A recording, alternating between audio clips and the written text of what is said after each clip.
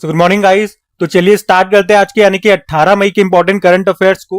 तो इस प्रश्न में आपसे पूछ रहे हैं अभी हाल ही में पहले खेलो इंडिया बीच गेम्स का आयोजन अभी कहां पर होगा। तो आंसर होगा दमन व दीव।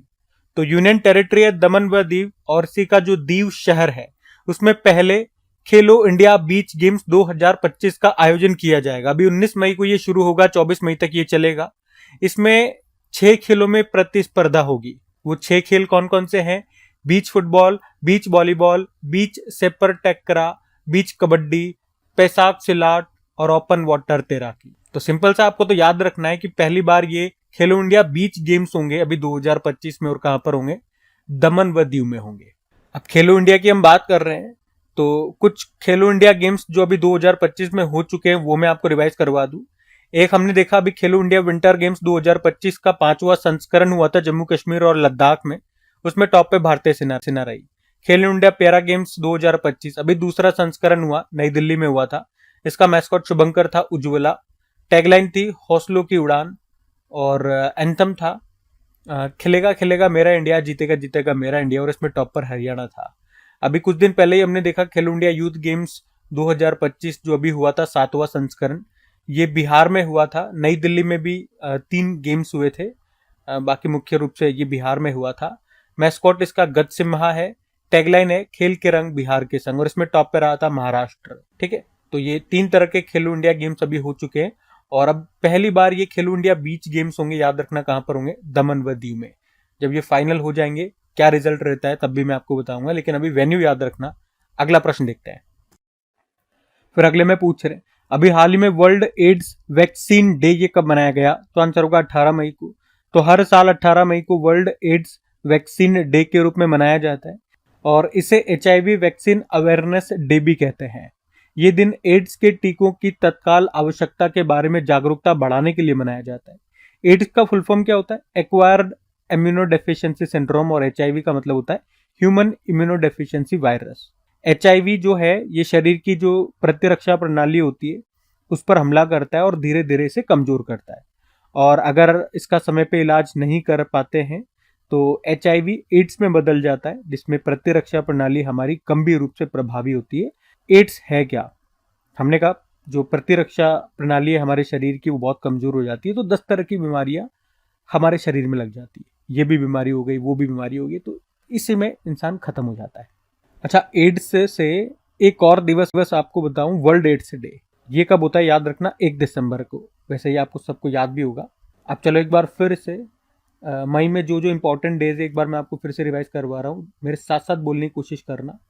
देखो, 1 मई को श्रम दिवस लेबर डे मनाया, 2 मई को विश्व ट्यूना दिवस, 3 मई को विश्व प्रेस स्वतंत्रता दिवस, 4 मई को कोयला खनिक दिवस, 4 मई को इंटरनेशनल फायर फाइटर डे, 6 मई को वर्ल्ड अस्थमा डे, 7 मई को वर्ल्ड एथलेटिक्स डे, 8 मई को विश्व थैलेसीमिया दिवस, 8 मई को विश्व रेड क्रॉस डे, 10 मई को विश्व प्रवासी पक्षी दिवस, 11 मई को नेशनल टेक्नोलॉजी डे, 12 मई को इंटरनेशनल नर्स डे, 15 मई को अंतर्राष्ट्रीय परिवार दिवस, 16 मई को अंतर्राष्ट्रीय प्रकाश दिवस, 16 मई को नेशनल डेंगू डे भी रूप में मनाया था।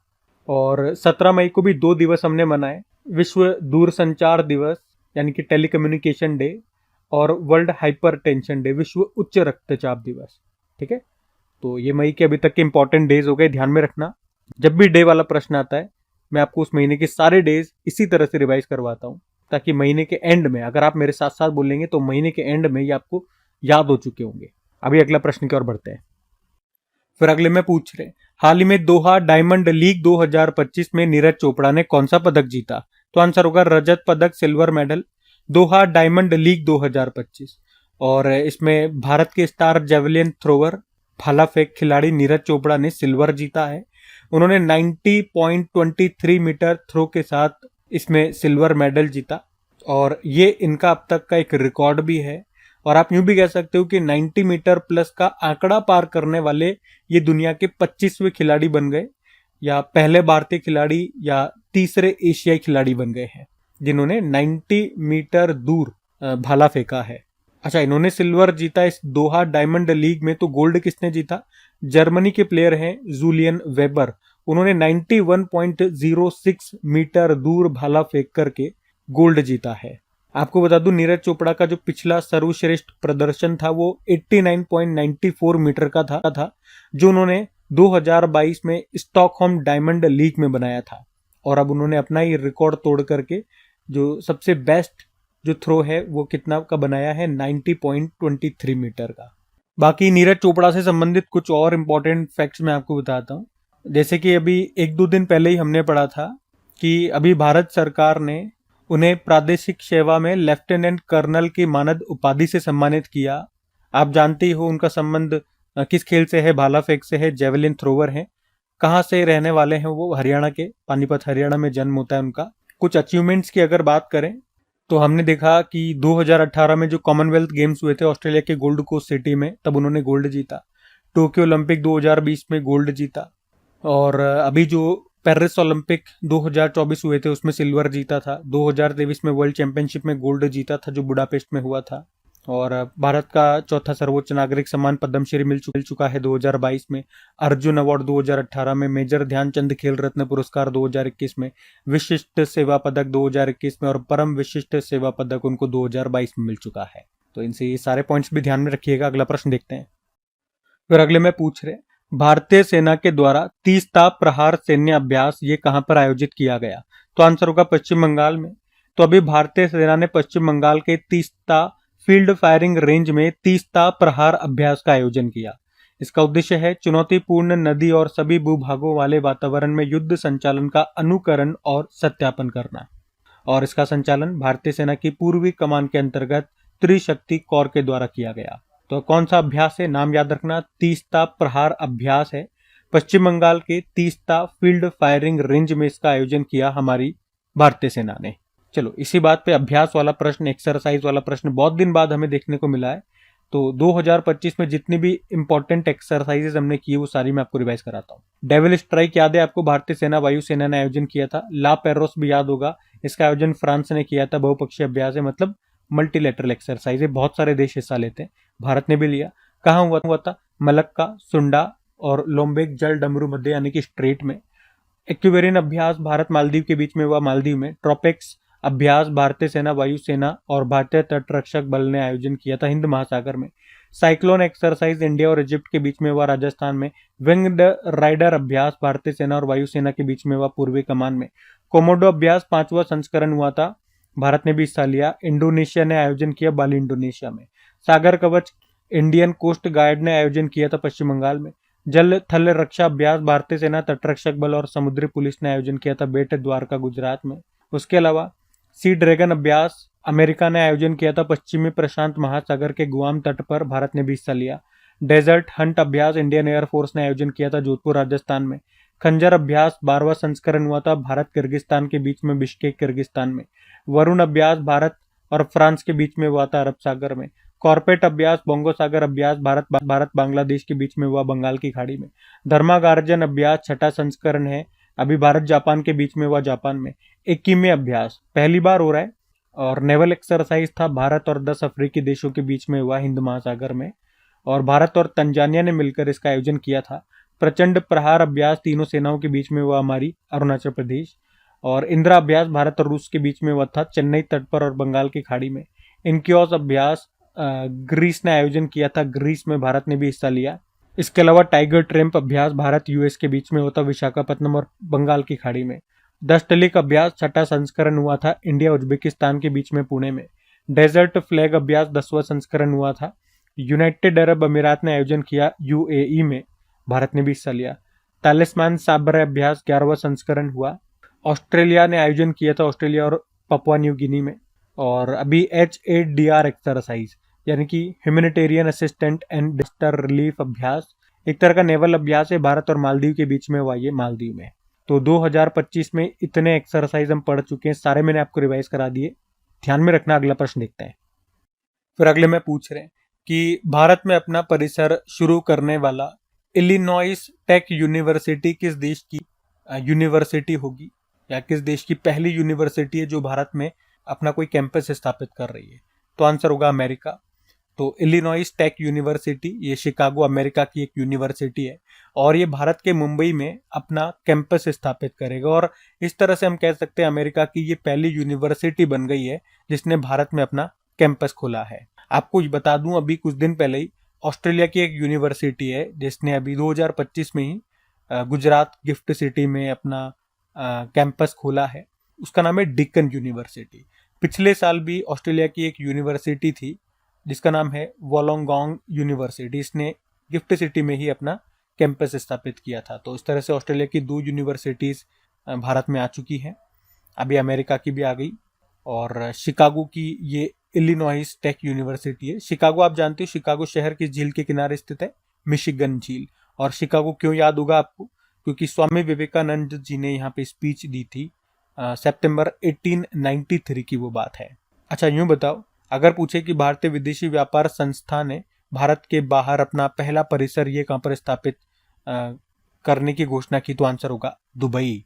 चलो, यूनिवर्सिटीज से ही कुछ और इंपॉर्टेंट करंट अफेयर्स के प्रश्न मैं आपको रिवाइज कराता हूं। जैसे कि अगर पूछे कि भारत का पहला वन विश्वविद्यालय फॉरेस्ट यूनिवर्सिटी कहां पर खुला, तेलंगाना। भारत के बाहर पहला योग विश्वविद्यालय खुला, अमेरिका में। पश्चिम बंगाल के शांति निकेतन में जो विश्व भारती विश्वविद्यालय है, इसे यूनेस्को ने अमूर्त स्मारक का टैग दिया। ये दुनिया में पहली बार है किसी मूर्त स्मारक को ये सम्मान मिला। अलीगढ़ मुस्लिम यूनिवर्सिटी की पहली महिला वाइस चांसलर बनी थी नईमा खातून। पूर्वी भारत का पहला दिव्यांग विश्वविद्यालय ये आपको मिलेगा झारखंड, रांची में। ऑस्ट्रेलिया में मोनाश विश्वविद्यालय ने जेनारस बायोनिक विजन सिस्टम का अनावरण किया है, ये एक बायोनिक आंख है। महाराष्ट्र के किस शहर में जनजातीय विश्वविद्यालय की स्थापना की जाएगी, Nashik. Maharashtra state skill university का नाम बदलकर रतन टाटा जी के नाम पे कर दिया। भारत की पहली एआई यूनिवर्सिटी ये बनेगी महाराष्ट्र में। एनआईआईटी यूनिवर्सिटी के चांसलर अभी बने थे अमिताभ कांत, ये नीमराना अलवर राजस्थान में है। और देश का पहला भारतीय रचनात्मक प्रौद्योगिकी संस्थान कहां पर शुरू होगा, मुंबई में ही। और नईमा खातून मैंने आपको बता ही दिया था, अलीगढ़ मुस्लिम यूनिवर्सिटी की पहली महिला वाइस चांसलर बनी। जयप्रकाश सैनी मदन मोहन मालवीय यूनिवर्सिटी के वाइस चांसलर बने। और गति शक्ति यूनिवर्सिटी जो वडोदरा में है उसके चांसलर बने थे हमारे रेल मंत्री अश्विनी वैष्णव। देश का पहला त्रिभुवन सहकारी विश्वविद्यालय कहां पर शुरू होगा, अन गुजरात। आईआईएम अहमदाबाद ने अपना पहला अंतरराष्ट्रीय परिसर खोला है, दुबई में। और भी film and television institute of India Pune को डीम्ड यूनिवर्सिटी का दर्जा भी मिल गया है, ये भी ध्यान में रखना, ठीक है। तो इस तरह से ये सारी यूनिवर्सिटीज अभी न्यूज में थी, ध्यान में रखें आप। अगला प्रश्न देखते हैं। फिर अगले में पूछ रहे हैं, हाल ही में वर्ल्ड हेल्थ ऑर्गेनाइजेशन ने किस देश में जंगली पोलियो वायरस के प्रकोप की घोषणा की है, तो आंसर होगा पापुआ न्यू गिनी। तो अभी वर्ल्ड हेल्थ ऑर्गेनाइजेशन ने पापुआ न्यू गिनी देश में पोलियो के प्रकोप की अभी घोषणा कर दी है। यहाँ पे लास्ट जो पोलियो का मरीज देखे थे वो 2018 में देखे थे और 2020 के बाद अब तक इस देश में पोलियो वायरस का कोई भी मामला सामने नहीं आया था। लेकिन अभी 2 मामले यहाँ पे सामने आए हैं और अभी तक लगभग सारे देश पोलियो मुक्त हो चुके हैं, केवल अफगानिस्तान और पाकिस्तान को छोड़ करके। लेकिन अभी पापुआ न्यू गिनी में भी ये 2 मामले देखे गए। और वैसे कुछ पॉइंट्स आपको मैं और बता दूं कि वर्ल्ड हेल्थ ऑर्गेनाइजेशन की विश्व स्वास्थ्य सभा ने 1988 में पोलियो के विश्वव्यापी उन्मूलन के लिए एक प्रस्ताव अपनाया था। पोलियो एक वायरल बीमारी है जो पोलियो वायरस के कारण होती है। पोलियो का पहला टीका ये बनाया था 1952 में, अमेरिकी साइंटिस्ट थे जोनास साल्क नाम से। और मौखिक पोलियो वैक्सीन जो मुंह से दी जाती है उसका आविष्कार ये अमेरिकी साइंटिस्ट थे अल्बर्ट सबिन, उन्होंने किया था। और बात करें कि पोलियो ये मानव शरीर के किस अंग को प्रभावित करता है, तो हमारे नर्वस सिस्टम को, तंत्रिका तंत्र को, और पक्षाघात का कारण भी बनता है, पैरालिसिस हो जाता है, आप सबको पता है। पोलियो वायरस ये मानव शरीर की आंत में पनपता है, वहां पे मल्टीपल होता है इंटेस्टाइन में। और ये मुख्य रूप से 5 वर्ष से कम उम्र के बच्चों को प्रभावित करता है। इसीलिए तो 5 वर्ष से कम उम्र के बच्चों को पोलियो की दवा 2 बूंद जिंदगी की दी जाती है। और आपको बताइए भारत में पल्स पोलियो अभियान ये कब शुरू हुआ था, 1995 में। पोलियो फ्री हो चुका है भारत 2014 में। और अभी ये देखा गया, हम बात कर रहे हैं पापुआ न्यू गिनी की। तो अभी एक तो वर्ल्ड हेल्थ ऑर्गेनाइजेशन की हम चर्चा करेंगे, पहले पापुआ न्यू गिनी लेकर के चलता हूँ आपको। ये रहा मैप में पापुआ न्यू गिनी, ऑस्ट्रेलिया के ठीक ऊपर है साइड में। और कैपिटल इसकी पोर्ट मॉरस भी होती है, करेंसी है कीना, प्रधानमंत्री है जेम्स मार्रपे। अब वर्ल्ड हेल्थ ऑर्गेनाइजेशन की बात कर लेते हैं। तो स्थापना होती है 7 अप्रैल 1948 में, headquarter Geneva Switzerland, head and Tedros Adhanom. और डब्ल्यूएचओ ने सारा नाम से AI digital health promoter launch किया। डब्ल्यूएचओ ने अभी नेपाल के धूलिखिल नगर पालिका को पहला स्वस्थ शहर और एशिया का दूसरा सबसे स्वस्थ शहर घोषित किया था। मी डेविस प्लेटफॉर्म लॉन्च किया था डब्ल्यूएचओ ने, मतलब हो गया मेडिकल डिवाइस इंफॉर्मेशन सिस्टम। कुष्ठ रोग से मुक्त होने वाला दुनिया का पहला देश अभी जॉर्डन बन गया है। उसके अलावा भारत ने अभी ट्रेकोमा किया। ये ट्रेकोमा एक जीवाणु संक्रमण है जो कि आंखों को प्रभावित करता है। एनीमिया उन्मूलन का लक्ष्य 2047 का है। टीबी उन्मूलन का लक्ष्य 2025 का। मलेरिया उन्मूलन का लक्ष्य हमारा 2030 का है। ये तीनों लक्ष्य हमारे हैं। और डब्ल्यूएचओ ने जॉर्जिया को मलेरिया मुक्त घोषित कर दिया था अभी, और इस तरह से ये 45वां देश बना जो मलेरिया मुक्त हो गया है। अच्छा, इसके अलावा एक पॉइंट और याद रखना कि यूरोपीय क्षेत्र का एकमात्र देश कौन सा है जहां पे अभी भी मलेरिया है, वो है तुर्की। नाइजर अफ्रीकी क्षेत्र का पहला देश बन गया जिसने आधिकारिक तौर पर ऑन्कोसेरेसियासिस को खत्म कर दिया। ये इसे रिवर ब्लाइंडनेस के नाम से भी जानते हैं, रिवर ब्लाइंडनेस, ठीक है। इससे अंधापन हो सकता है। उसके अलावा कुछ और पॉइंट्स, तो डब्ल्यूएचओ ने पहली बार इबोला वैक्सीन का ट्रायल अभी किस देश में शुरू किया था, युगांडा। डब्ल्यूएचओ ने विश्व फार्माकोपिया की 15वीं अंतर्राष्ट्रीय बैठक अभी आयोजित की थी इंडिया में, नई दिल्ली में। अमेरिका और अर्जेंटीना ये डब्ल्यूएचओ से बाहर हो गए अभी। भारत ने लिम्फेटिक फाइलेरियासिस एलिफेंटियासिस यानी कि हाथी पांव को कब तक खत्म करने का लक्ष्य रखा, 2027। और डब्ल्यूएचओ ने अभी आयु अनुकूल शहर के रूप में अभी किसे मान्यता दी थी, केरल के कोझिकोड को। तो इन सब कारण से अभी डब्ल्यूएचओ न्यूज में था, वो सारे पॉइंट्स मैंने आपको रिवाइज करवा दिए, ध्यान में रखना। अगला प्रश्न देखते हैं। फिर अगले में पूछ रहे, संयुक्त राष्ट्र के अनुसार 2025 और 2026 में दुनिया में सबसे तेजी से बढ़ने वाली प्रमुख अर्थव्यवस्था किस देश की होगी, तो आंसर होगा भारत। तो संयुक्त राष्ट्र की विश्व आर्थिक स्थिति और आर्थिक संभावना मध्य 2025 नाम से एक रिपोर्ट आई है जिसके अनुसार भारत 2025 और 2026 में दुनिया में सबसे तेजी से बढ़ने वाली प्रमुख अर्थव्यवस्था बना रहेगा, ऐसा इन्होंने कहा है। इस रिपोर्ट में उम्मीद जताई जा रही है कि भारतीय अर्थव्यवस्था 2025 में तो 6.3% और 2026 में 6.4% की वृद्धि दर्ज करेगी। तो ये तो यूनाइटेड नेशन की बात है। वैसे अभी आईएमएफ ने भी कहा था कि वित्त वर्ष 2025-26 के लिए भारतीय अर्थव्यवस्था के लिए 6.2% और वित्त वर्ष 2026-27 के लिए 6.3% की वृद्धि दर का अनुमान आईएमएफ ने लगाया है। वैसे बात यहाँ पे संयुक्त राष्ट्र की है, तो इसी की स्टैटिक मैं आपको पहले बताता हूँ। कुछ और करंट अफेयर्स भी हम देखेंगे यहाँ से। तो पहले तो याद रखना, यूनाइटेड नेशन स्थापना होती है 24 अक्टूबर 1945 को, और हेडक्वार्टर न्यूयॉर्क में हो गया। मेंबर इसके 193 हैं। लेटेस्ट बना था अभी साउथ सुडान 2011 में। अच्छा, मुझे आप ये बताओ कि अभी यूनेस्को से कौन सा देश बाहर हो गया है। अभी मेरे ख्याल से इसी महीने हमने पढ़ा था, ये बताना है आपको। बाकी यूनाइटेड नेशन के सेक्रेटरी जनरल है एंटोनियो गुतेरेस, पुर्तगाल से हैं। पहले सेक्रेटरी जनरल थे त्रिगवेली, वो नॉर्वे से है। और यूनाइटेड नेशन जनरल असेंबली की पहली महिला प्रेसिडेंट इंडिया से थी, याद रखना, उनका नाम है विजय लक्ष्मी पंडित। तो ये ध्यान में रखना। अगला प्रश्न देखते हैं। फिर अगले में पूछ रहे कि अभी हाल ही में किस स्टेडियम में रोहित शर्मा के नाम पर एक स्टैंड का अनावरण किया गया, तो आंसर होगा वानखेड़े स्टेडियम। तो भारतीय वनडे टीम के कप्तान रोहित शर्मा, वनडे टीम के कप्तान ही कहेंगे क्योंकि अब तो उन्होंने संन्यास ले लिया अभी टेस्ट से, पिछले साल T20 इंटरनेशनल से भी ले चुके हैं, बस वनडे फॉर्मेट में खेलेंगे ये। और अभी टेस्ट में संन्यास लेने के बाद अभी मुंबई के वानखेड़े स्टेडियम में उन्होंने अपने नाम के एक स्टैंड का अनावरण किया। अच्छा, स्टेडियम वाला प्रश्न है, तो इसी तरह के कुछ और प्रश्न मैं आपको स्टेडियम से संबंधित रिवाइज कराता हूं। देखो, अगर आपको याद होगा, दुनिया का तीसरा और भारत का दूसरा सबसे बड़ा क्रिकेट स्टेडियम बन रहा है कहाँ पे, जयपुर राजस्थान। पहला सबसे बड़ा, दुनिया का पहला सबसे बड़ा स्टेडियम ये नरेंद्र मोदी स्टेडियम है जो आपको अहमदाबाद गुजरात में मिलेगा। अभी सौराष्ट्र क्रिकेट एसोसिएशन स्टेडियम का नाम बदलकर निरंजन शाह स्टेडियम कर दिया गया। इंग्लैंड के लिसेस्टर क्रिकेट ग्राउंड का नाम बदलकर सुनील गावस्कर के नाम पे कर दिया। और रायबरेली हॉकी स्टेडियम का नाम बदलकर रानी रामपाल के नाम पे कर दिया। मोहाली अंतरराष्ट्रीय हॉकी स्टेडियम का नाम बदलकर बलबीर सिंह सीनियर के नाम पे कर दिया। और आर्मी स्पोर्ट्स इंस्टीट्यूट जो पुणे में है उसका नाम बदल के नीरज चोपड़ा स्टेडियम कर दिया गया। तो ये सभी स्टेडियम्स अभी किसी न किसी कारण से न्यूज में थे, ध्यान में रखना। अगला प्रश्न देखते हैं। फिर अगले में पूछ रहे हैं, अभी नेशनल स्टैटिस्टिक ऑफिस की पहली मासिक periodic labour force survey report आई है। इसके अनुसार भारत में बेरोजगारी दर कितनी दर्ज की गई है? तो आंसर होगा 5.1%। तो नेशनल स्टैटिस्टिक ऑफिस ने पहली बार मासिक periodic labour force survey report जारी की है और इसमें भारत में बेरोजगारी दर 5.1% बताई है। ये डेटा अप्रैल से मई के लिए निकाला गया है। इसमें पहली बार ये जो पीरियोडिक लेबर फोर्स सर्वे और इससे पहले जो पीरियोडिक लेबर फोर्स सर्वे जो है वो क्वार्टरली या एनुअली डेटा जारी करता था, पर अब से मासिक डेटा भी निकाला जाएगा मंथ वाइज। तो इस रिपोर्ट में जो भी आ गई है, इसमें क्या बताया गया? पहली बात, इसमें अप्रैल से मई तक का डेटा है और इसमें बताया अनएम्प्लॉयमेंट रेट है भारत की 5.1%। इसमें पुरुषों की है 5.2% और महिलाओं की है 5%। और श्रम बल में भागीदारी दर की बात करें, लेबर फोर्स पार्टिसिपेशन रेट कितना है? पूरे भारत में 55.6% है।